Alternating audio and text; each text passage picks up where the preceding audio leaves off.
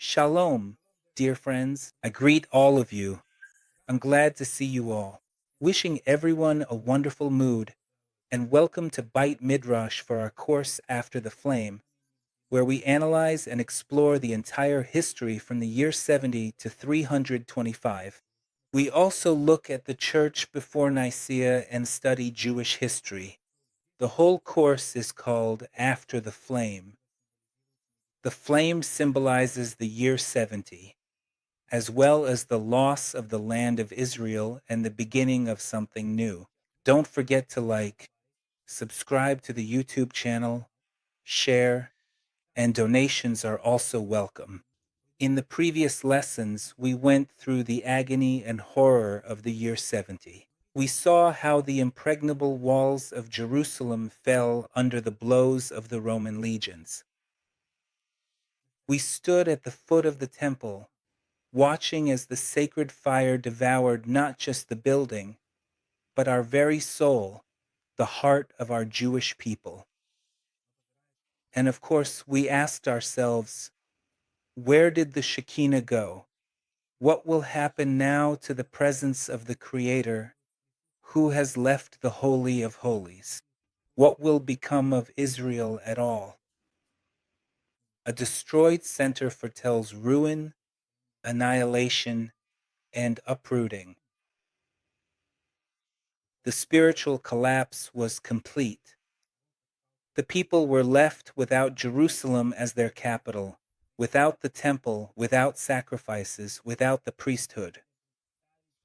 Just imagine thousands of Levites were killed or taken captive. Seemed like this was the end. The covenant was broken. And indeed, God had renounced his people. Maybe, in fact, the promises are now canceled, and maybe our enemies were right when they said that for all your sins, God will surely abandon you, he will betray you and leave you. How can one live now without the holiest place itself?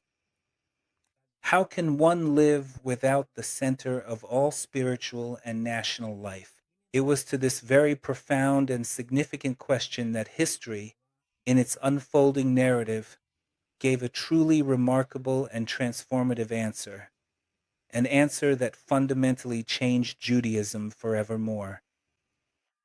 And not just Judaism as a profound body of religion, but one that meticulously preserved its very heart and soul, allowing it to remarkably survive not just for that particular time or for a few coming decades, but for countless millennia.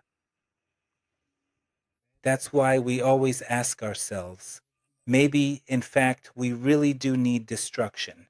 This leads us to a broader realization. What is good and what is evil? Maybe these upheavals are truly necessary because out of them something is born that never existed before. And it's remarkable that this answer was voiced not in Jerusalem itself, nor in Rome, nor in Alexandria. It was voiced in a small, unremarkable town on the coastal plain, a town called Jabna. Now, I will endeavor to carefully raise for you and subsequently demonstrate precisely how it truly and ideally should have been, illustrating the proper and intended outcome. This town is called Jabna. It is called Jabna, and it was named Jabna. And today, our fifth lesson is dedicated to how Jabna became the cradle of a new Judaism. We will talk about two truly remarkable titans, two profound personalities, two foundational pillars, two significant witnesses, two flourishing olive trees of the Jewish people. In general, the people of Israel would be completely different if we did not have Yochanan ben Zakkai, Rabbi Yochanan ben Zakkai, the visionary who saved the Torah from the flames, and Rabban Gamliel, the builder who erected a solid structure on that foundation. I am talking about a spiritual structure first and foremost. No one was building any other structures anymore. Let's go back in time to the ancient and heavily besieged city of Jerusalem, a place of immense historical and religious significance, before we embark on our fascinating and enlightening journey through the historically rich and culturally vibrant city of Yavne. Imagine a city dying from hunger and internal strife. Inside the city walls, power was seized. Inside the city walls, power was taken by radical zealot groups, whom the sages called Birionim, meaning bandits. These fanatics were convinced of a military victory and destroyed any opposition. Moreover, to force the people to fight to the last, they even burned huge food warehouses that could have lasted for years of siege. There were enormous food reserves stored in Jerusalem, but the fanatics burned them in order to force the people to fight. They doomed the city to starve to death. Among the sages trapped in the city was Rabbi Yochanan ben Zakkai, one of the greatest minds of his generation. He saw that military defeat was inevitable. He understood that if nothing was done, the Torah itself would perish along with the city. And he made a decision, an incredibly bold decision. The decision to escape from a city under siege.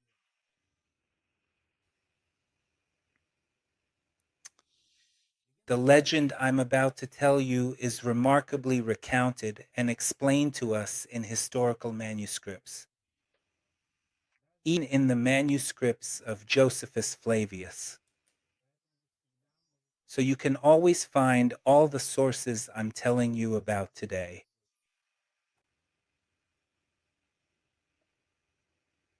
The Talmud is full of stories on this subject. So his nephew Abba Sikra was the leader of one of the zealot factions. Yochanan secretly called him over and said, "You've burned all the supplies, you're starving the people. There's no salvation. Let me leave, and I'll at least save something, however small." His nephew agreed and advised him to pretend to be dead.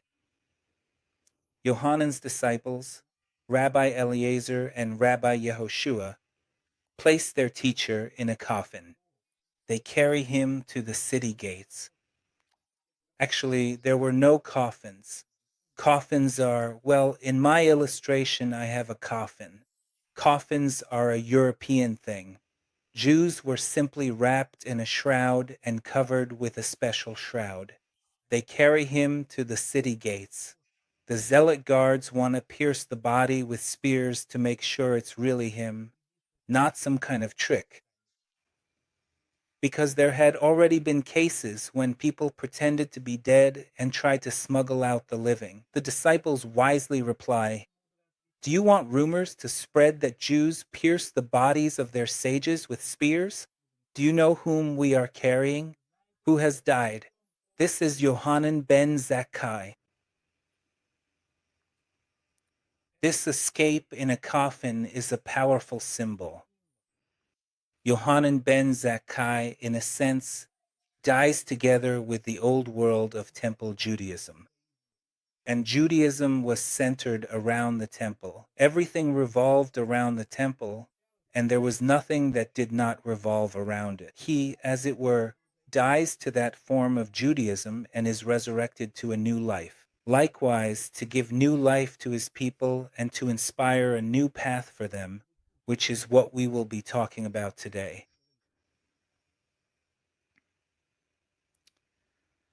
This path is of great significance to us because it reveals to us the profound meaning behind everything that is happening. Outside the city walls, Yohanan heads straight to the Roman camp to meet the future Emperor Vespasian. And here the famous dialogue takes place. This dialogue is so important and so extraordinary that we are obliged to study it. Yochanan greets him, "Peace to you, O sovereign." Vespasian responds angrily, "You deserve death twice over. First, I am not the sovereign, and second, if I am the sovereign, why did you not come to me earlier?" Sovereign here means emperor. At that time, he was not yet emperor. To this, the sage calmly replies, "You are the sovereign, for the temple can fall only at the hand of a king. I did not come earlier because the bandits in the city would not let me leave." No sooner had Yochanan ben Zakkai finished speaking than, at that very moment, a messenger from Rome arrives with news that Emperor Nero is dead and the Senate has proclaimed Vespasian, the very man Rabbi Yochanan is speaking to, as the new Caesar. And Vespasian was astonished. He can't understand it. He is amazed by the insight of the sage of Israel, and he offers to grant him any wish. The Emperor of Rome offers to grant you any wish. Take your belongings, take your house, take it, save your life, give me Roman citizenship, and I will live safely, and I will save my family, my children, and everything. He offers to grant him any wish. And what does Yochanan ask for? Does he ask for asylum? Does he ask for riches? Does he ask for power? Does he even ask for the preservation of Jerusalem? What I'm telling you, these are direct and precise quotes from what the ancient historian Josephus Flavius meticulously describes to us. He utters a phrase that changed history. He says, "Give me Jabna and its sages."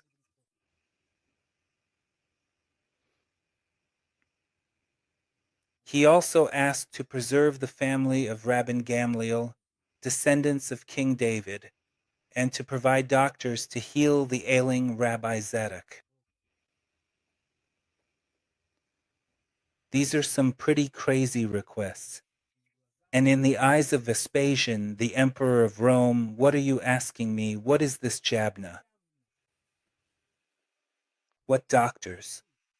But these very fundamental things are absolutely essential for us to consider today. Yochanan ben Zakkai is not trying to preserve the past. He is asking for the tools to build the future. Jabna, where the academy was located, and the sages and the bearers of the oral Torah. Even at that time, the academy was located in Jabna, but he understood that if the physical temple, the center, was destroyed, it was necessary to save the spiritual center, the portable one, which could be taken anywhere. This center is called the knowledge of the Torah. Give me Jabna and its sages. And so in Jabna itself, a titanic effort begins. Yochanan ben Zakkai gathers around him the surviving sages, those who escaped the fire, the Roman armies, those who, in a remarkable way, managed to flee, survive, or leave. They begin to tackle, together with him, questions that were previously unimaginable. For example, how to atone for sin without the Yom Kippur sacrifices, without the Yom Kippur offerings. How can atonement be achieved now? All these questions seemed incredibly difficult at the time. How, for example, should Rosh Hashanah be celebrated? How, for instance, can one blow the shofar if it was only permitted in the temple? For example, How exactly should the commandment of the lulav be properly fulfilled on the joyous occasion of Sukkot? Break time equals 0.5s forward slash. This was only performed and could only be performed in the temple. Yochanan ben Zakkai and the Beit Din court issue a series of decrees known as the Takanot of Jabna. And he decrees that prayer and acts of loving kindness, that is, deeds we do for the benefit and help of others, will now serve as substitutes for the sacrifices.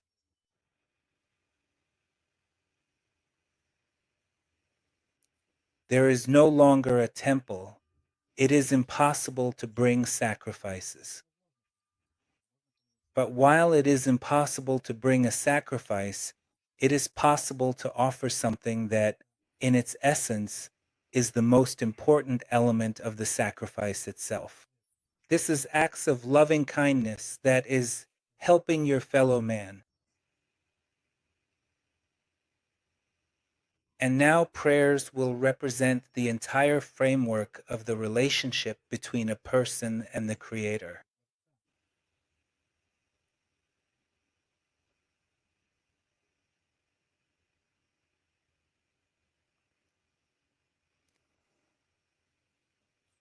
He also permits blowing the shofar anywhere there is a court of sages. He decreed that witnesses to the new moon may even break the sanctity of Shabbat in order to arrive in Jabna on time and give their testimony. After all, the accuracy of the entire calendar depends on this. In other words, if you didn't know, there were special witnesses. Today you have calendars, you can calculate sunset and sunrise, you can see nowadays we know how to do this. But back then, there were only people who were on special watch. And when they saw the appearance of the new moon, they absolutely had to report it because a new month was beginning. That is Rosh Chodesh, which is also a commandment. These people, messengers or witnesses, could even break the sanctity of Shabbat in order to arrive in Jabna on time and give testimony that Rosh Chodesh had begun. This means a new month is starting. The accuracy of the entire calendar depended on this. This was truly a revolution. This was truly a revolution. Judaism stopped being a religion tied to a single place and became a religion that could be practiced anywhere in the world. In other words, something happened that fundamentally shifted the established order of that time. Now, communities geographically located in diverse countries all around the entire world had to somehow, in some manner, synchronize all their various calendar concepts, which was an incredibly difficult and challenging undertaking, but at the very same time, it was profoundly important in order to meticulously preserve the ancient lunar calendar. That's why Emperor Constantine, when he established his rules for the new Christian religion, the first thing he did was change the calendar. In this way, he reset the dates so that they would not coincide in any way with the Jewish lunar calendar, which, in fact, is not just Jewish, but the divine lunar calendar that the Creator gave to the people of Israel. The significant shift of calendar dates, the profound shift of the calendar itself, and the comprehensive understanding of this intricate calendar was indeed the very first fundamental change that truly set off a whole extensive chain of distortions and widespread deception. Now let's talk about Rabban Gamliel. What does it mean to build a nation without a state? Is that even possible? Yochanan ben Zakkai was a savior. He was, you could say, in today's terms, a brilliant crisis manager. But for long-term survival, a different type of leader was needed. A leader who could not only put out the fire, but also build a new, solid structure on the ashes. Such a leader was Yochanan ben Zakkai's successor, Rabban Gamliel. Unlike Yochanan, Gamliel was a descendant of Hillel from the line of the Nasi, that is, the leaders of the Sanhedrin. He was not only a personal authority, but also the authority of an entire dynasty. That is why Yochanan ben Zakkai asked Vespasian to preserve the line of Hillel, and to preserve not just the line, but Rabban Gamliel himself. His main task was to restore the Sanhedrin as the central governing body for the entire Jewish people, that is, as a court. In other words, without a court, it was impossible to govern the remnants of Israel that existed at that time.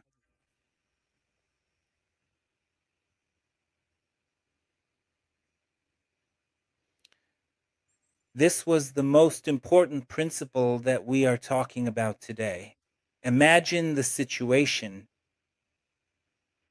Jewish communities are scattered throughout the Roman Empire, from Alexandria to Rome, from Antioch to Babylon. Previously, they all had a single center. Now they have no temple, no king, no high priest. There used to be a high priest. Now there is nothing. In principle, what's stopping each community from starting to live by its own rules?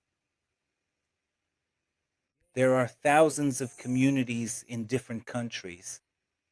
They will live however they want. Freedom. They can establish their own holidays, interpret the Torah in their own way. And basically, if that happened, it would be a direct path to division and disappearance. Rabban Gamliel understood this. That's why he acted decisively, sometimes even harshly, to establish the authority of the Sanhedrin. There's a famous story about his dispute with Rabbi Yehoshua regarding the calendar, which was essentially to assert the supremacy of the court. Gamliel forced Rabbi Yehoshua to come to him with a staff and money on the very day that, according to Yehoshua's own calculations, was the holy day of Yom Kippur. By doing this, he showed that even the greatest sage must submit to the decision of the central authority for the sake of the unity of the people. Come to me on Yom Kippur with money. These are incredible things. Pay attention to his name, Rabbi Yehoshua.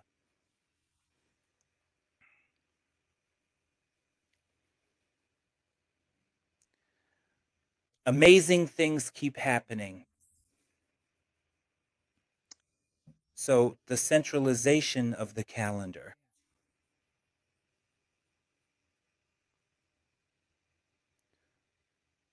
He established that only the court in Jabna had the right to declare the new month and set the dates of the holidays. This was critically important. For example, if Passover or Yom Kippur or Shavuot or any other holidays were celebrated on different days in different communities, it would no longer be one people.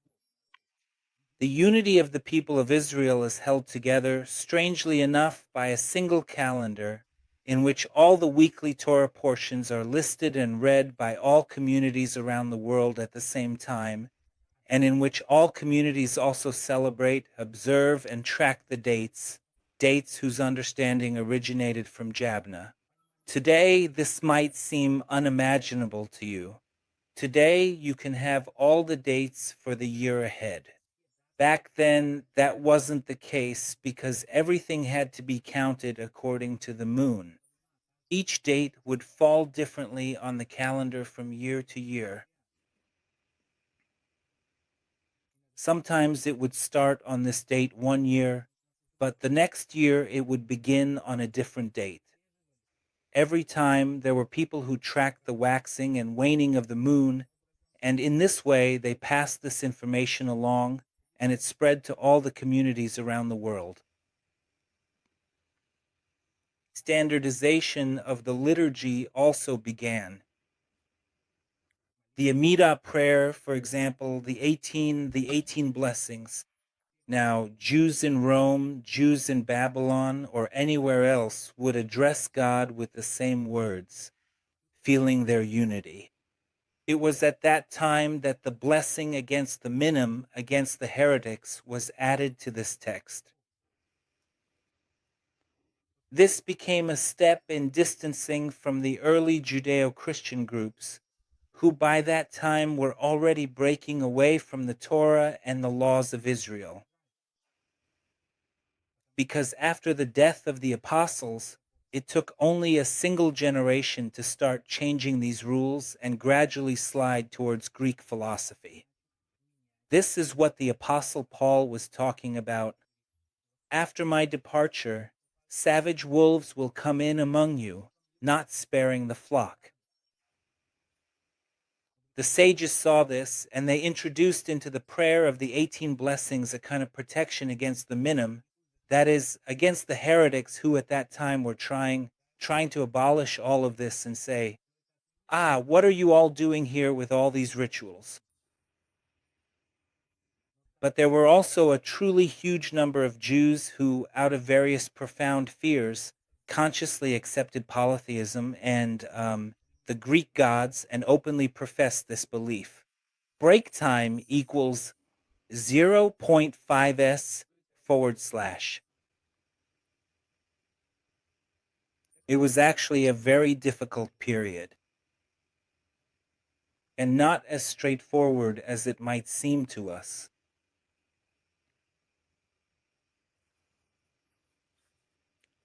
It was precisely in Yavne, under the leadership of Gamaliel, that the systematic process began, the systematic process of collecting, discussing, and editing the oral laws and traditions that had always been passed down orally from generation to generation. The transmission of oral knowledge was very important. But it was precisely then, under the threat of extermination and the death of a huge number of Torah sages, that a serious danger arose, that this knowledge could disappear along with the people. That is why the process began, the beginning of the canonization of the oral Torah, the editing of the oral laws, the recording of these laws. This process ultimately led to the creation of the greatest monument, the Mishnah. This was essentially a response to the chaos that was happening at the time. That is, to record important ideas so that they would not be lost or disappear along with the sages.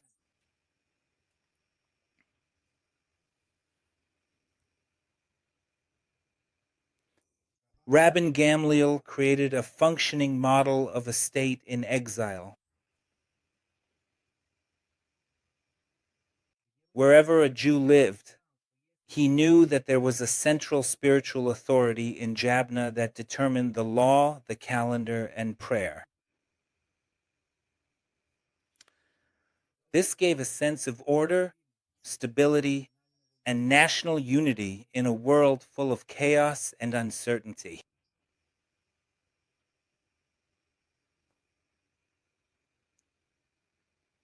Let's sum up what we've talked about today. We've only just begun, but our time is flying by very quickly. Yochanan ben Zakkai and Rabban Gamliel.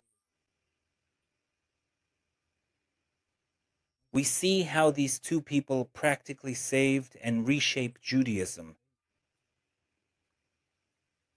Rabban Yochanan ben Zakkai, he was like a prophet, like a visionary. At the moment of total collapse, He saw the only chance for survival to shift the center of gravity from the physical temple to the portable eternal Torah. What he said, "Give me Jabna and its sages," was essentially a declaration of Judaism's independence from geography and politics.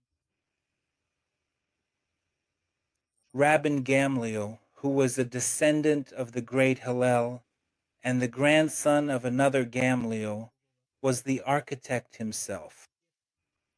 He took Yochanan's vision and turned it into a functioning system. He restored central authority in the form of the Sanhedrin, standardized religious practice, and laid the foundation for the codification of the oral law. If you think that everything just happened by itself, nothing happened by itself. Everything had to be taken care of. And people did take care of it, setting aside themselves and everything they were involved in, and everything they lived for, accepting the challenges and responding to them. But we need to understand one very important thing. Jabna in no way replaced Jerusalem. Jerusalem has remained in the heart of the people of Israel to this very day. Wherever you are, Yerushalayim is inside us. We are connected to it, and it is connected to us. The dream of restoring the temple has always lived on and still lives today. But Jabna gave the people the tools to survive up to this moment, up to today. And today, in the land of Israel, with the return, everything is changing. And Judaism itself is also changing. The Judaism we have today is the Judaism of the diaspora, the Judaism of survival. What is happening and will happen today in the land of Israel is a new Judaism and a new awareness of a new reality. Sooner or later, fears will fade into the background and a new path will be created. And I am very glad to be taking part in this together with you. These two people transformed Judaism from a religion of the temple and priests into a religion of books, prayers, and sages. The concept of the small sanctuary emerged. That is, synagogues and houses of study became places where the divine presence could dwell, even after the destruction of the temple. It was precisely this new rabbinic Judaism, born in Jabna, angry at the entire Greek world, closed off in a certain sphere under the threat of total destruction, that the first disciples of Yeshua, that is, the Messianic community, had to confront. Before the destruction of the temple, the Messianic community was integrated as part of the synagogue. We see how the Apostle Paul would go to the synagogues in Antioch, for example, in the Acts of the Apostles, chapter 12, I believe. And it is written, he went nowhere except to the synagogue. And there they interacted with a huge number of Jews, met with people, and for many, there was no problem with this. They accepted Yeshua as an integrated part of the Jewish way. But now a lot has changed. The Jews closed themselves off, they became embittered, they went into survival mode. Every second or every detail that diverged from the main path was immediately rejected, because the survival instinct and fears came to the forefront, which honestly I understand. And the first disciples of Yeshua faced these things. But by then, they were no longer the apostles of Yeshua, and they were almost not even Jews anymore. By that time and afterwards, there were already non-Jews in the communities. In other words, these were Greeks who came to faith from the concepts of Greek philosophy and gradually introduced all sorts of their own ideas, which diverged from the Rabbinic Judaism of that era. And of course, Rabbinic Judaism was building walls, trying to protect itself from them. Nevertheless, practically until the year 200, this entire path remained, so to speak, within the framework of Judeo-monotheistic confession. But it was only around the 200s, specifically the early part of that century, that significant movements of Greek thought truly began. And there, within those intellectual currents, they started to develop profound ideas that would eventually lead us to the momentous Council of Nicaea and other such critically important things.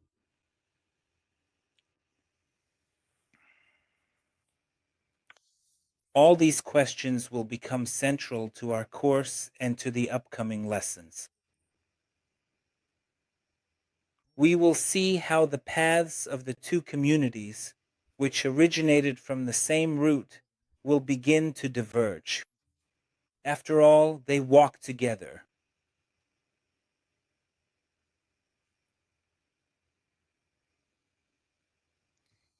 The survival of Judaism after the year 70 is not a miracle in the usual sense, as if it just happened on its own. No, it's really a miracle of the human spirit. It is a feat of faith, genius, and foresight by leaders like Yochanan ben Zakkai and Rabban Gamliel. My friends, I wish you all blessings. May the Almighty bless all of you. Thank you very much for joining and tuning in today. Thanks to everyone who participates. Subscribe to the YouTube channel. Click the right buttons. See you all tomorrow. Blessings to everyone, and may you all have a wonderful, good mood. Shalom to everyone, and see you tomorrow.